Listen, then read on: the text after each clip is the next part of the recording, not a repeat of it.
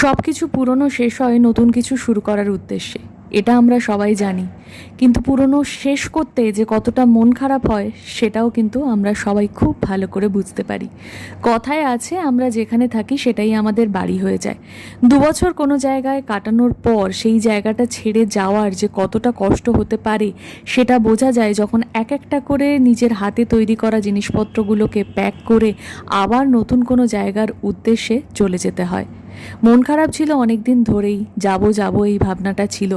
হঠাৎ প্রচন্ড করে মন যখন সেই খারাপ। দিনটা এলো, যখন সমস্ত কিছু প্যাক হয়ে গাড়িতে উঠছে, তখন বুঝতে পারলাম যে যাওয়ার সময় এসে গেছে, এইবার বেরোতে হবে। 2 বছর তো আর কম সময় নয়। তাই এই বাড়ির জানলা, আনাজ কানাচের সাথে সাথে আশেপাশে থাকা মানুষজন কখন যে আমাদের এত কাছের হয়ে উঠেছে সেটা বুঝতে পারিনি। কিন্তু এই যে মনকে আবার বোঝালাম যে সব কিছুই শেষ হয় নতুন কিছু শুরু হওয়ার জন্য। তাই মনে একরাশ দুঃখ চেপে এইবার